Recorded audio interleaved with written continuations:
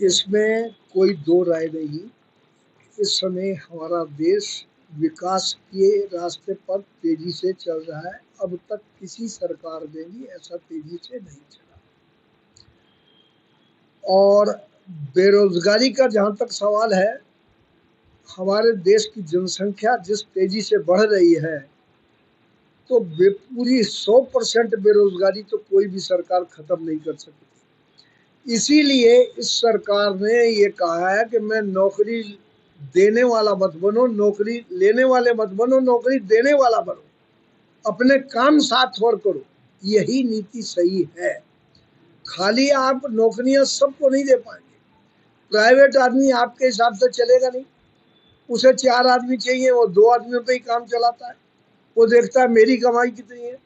और प्रगति का जहां तक सवाल है, उस समय तक हम हर चीज, रक्षा का साधन, छोटी मोटी चीजें, हर चीज बाहर से इंपोर्ट किया करते थे।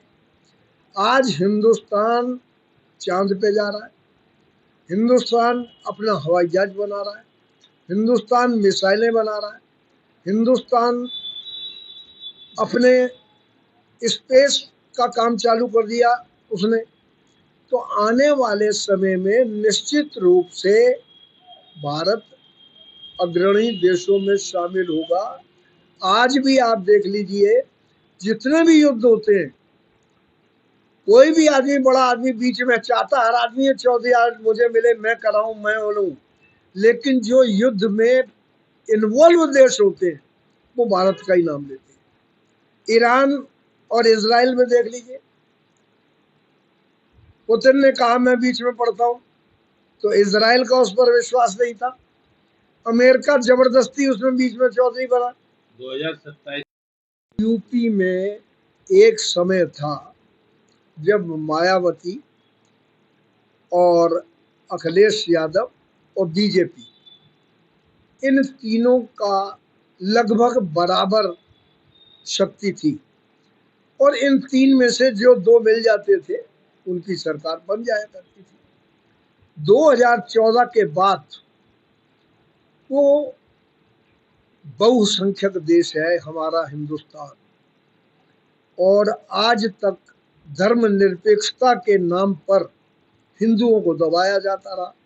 या यूं कह लीजिए कि हिंदू इतना जागृत नहीं था। इस सरकार ने उन दोनों को काटने के लिए अपना ये तीर हिंदुत्व का चलाया, और जिसकी वजह से वो पुराने समीकरण सारे ध्वस्त हो गए। और पहली बार हिंदुस्तान में हिंदू जागृत हुआ, और जिनके बूते पर योगी भी जीते और दोबारा भी जीत के आए। नहीं तो इतने वर्षों में उत्तर प्रदेश में हमेशा समृद्ध सरकारें बनती रही, इंडिपेंडेंट सरकार नहीं बनी थी कोई। 27 में भी मुझे नहीं लगता। देखिए, मायावती पहले से बहुत ज्यादा कमजोर हो गई, अखिलेश भी पहले से ज्यादा कमजोर हो गए। तो जो स्थिति उस समय थी, एक त्रिकोण शक्ति थी, वो दोनों में से खत्म हो गई। आएगी बीजेपी। संभव है कि जो सत्ता में रहता है उसके खिलाफ लोगों को कुछ शिकायतें हो जाती है, सत्ता की विरोध भी होता है, उसका नुकसान थोड़ा बहुत होगा, संख्या हो सकता है थोड़ी बहुत गिर जाए। सरकार यही आनी है, और इसी में ही किसी की जरूरत है।